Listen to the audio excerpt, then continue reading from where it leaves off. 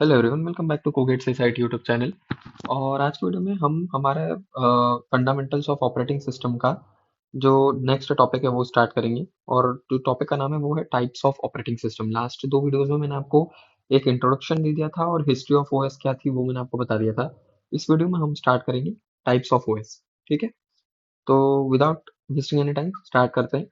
तो देखो, सबसे पहला टाइप जो रहता है ऑपरेटिंग सिस्टम का वो होता है बैच ओएस। ठीक है, ये सबसे पहला ओएस आया था जो बना था, है ना। अब ये क्या रहता है मैं आपको इसमें बताता हूँ। अब मैं इस वीडियो को ज्यादा लंबा नहीं करूंगा, मैं शॉर्ट में आपको सारी चीजें बताऊंगा। ठीक है, कि ऊपर ऊपर से, क्योंकि हमें ज्यादा डीप में इनको जानने की जरूरत नहीं। मेन तो हमें इसके न्यूमेरिकल जो आते हैं वो दिक्कत आती है ना। मेमोरी मैनेजमेंट हो गया आपका, उसके अलावा जो दूसरा हमारा रहता है शेड्यूलिंग एल्गोरिदम्स, है ना, वो सारे इंपॉर्टेंट है।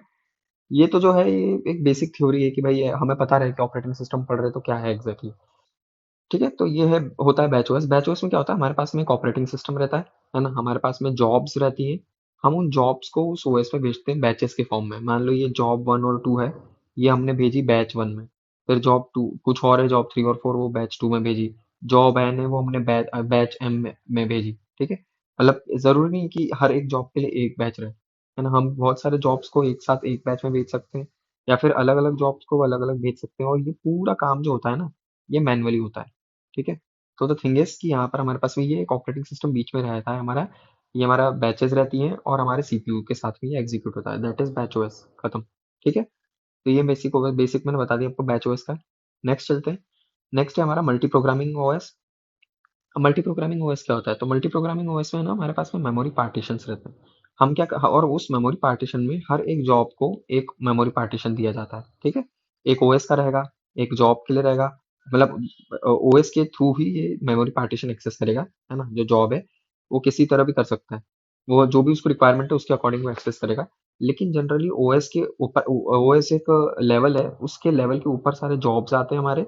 ठीक है, और ये हमारा ओएस रहता है, और ये हमारा मेमोरी पार्टीशंस रहते हैं। ठीक है, तो job 3 can access memory partition let से M3 with help of operating system. तो ये होता है मल्टी प्रोग्रामिंग ओएस। ठीक है, तो वो ओएस ही इसमें रिस्पॉन्सिबल रहता है कि किस वो कौन से मेमोरी पार्टीशन को असाइन करेगा, है ना।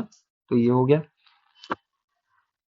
नेक्स्ट चलते हैं मल्टीटास्किंग ओएस, है ना। ये थोड़ा अलग है इससे, मल्टी प्रोग्रामिंग से थोड़ा सा डिफरेंट है। मल्टीटास्किंग में होता है हमारे पास में डिफरेंट प्रोसेसेस रहती हैं, ब्राउजर का एक खुला हुआ है, डिफरेंट एप्लीकेशंस रहती हैं, ब्राउजर हो गया, एक्सेल हो गया, है ना, एक वीएलसी मीडिया प्लेयर हो गया। ठीक है, और ये हमारा ऑपरेटिंग सिस्टम रहता है।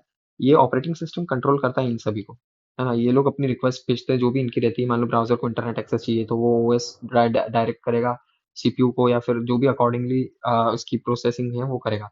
एक्सेल को कुछ और चाहिए, एक्सेस का चाहिए, हो सकता है वीएलसी को माइक्रोफोन का एक्सेस चाहिए या फिर स्पीकर का एक्सेस चाहिए, तो वो संभालेगा, है ना। ये होता है मल्टीटास्किंग ओएस। ठीक है, अब उसके बाद में हम चलते हैं मल्टी प्रोसेसिंग ओएस में। Multitasking multi processing is little bit different, है ना। मल्टीटास्किंग में हमारे पास में एक ओएस रहता है, एक सीपीयू रहता है ना। और उसमें हम लोग अलग अलग जितने भी हमारे जैसे ब्राउजर हो गया, हमारा एक्सेल हो गया, वीएलसी हो गया, वो एक्सेस होता है। हमारे मल्टी प्रोसेसिंग में क्या होता है, हमारे पास में सीपीयू रहते हैं अलग अलग। ठीक है, जैसे 8 कोर सीपीयू, 4 कोर सीपीयू, ये रहता है। अब उसमें क्या होता है, हमारे पास में सीपीयू के अंदर हर सीपीयू का एक रजिस्टर और एक कैश होता है, जो हम आगे पढ़ेंगे भी। ठीक है, मेमोरी मैनेजमेंट में। अभी समझ लो कि बस एक रजिस्टर और एक कैश होता है। कैश तो सबने सुना भी होगा। ठीक है, सिमिलरली सीपीयू 2 के अंदर रजिस्टर 2 कैश 2, सीपीयू 3 के अंदर रजिस्टर 3 कैश 3, है ना, ये आ गए। अब ये सब जो है ये मेमोरी को एक्सेस करता है। ठीक है, इस तरह से चलता है मल्टी प्रोसेसिंग ओएस। ठीक है, उसके बाद में आता है हमारा डिस्ट्रीब्यूटेड ओएस। तो हमारे पास में ये डिस्ट्रीब्यूटेड ओएस और नेटवर्क ओएस सिमिलर रहता है, बस इसमें ये रहता है कि डिस्ट्रीब्यूटेड ओएस में ना हमारे पास में हर एक एप्लीकेशन के लिए ना specific CPU memory disk allocated रहती है।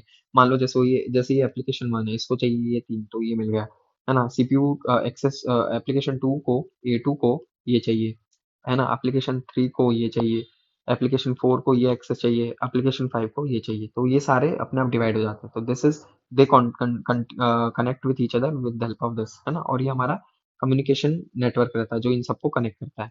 ठीक है, ये होता है हमारा डिस्ट्रीब्यूटेड ओएस, है ना। इसके बाद में आता है हमारा नेटवर्क ओएस।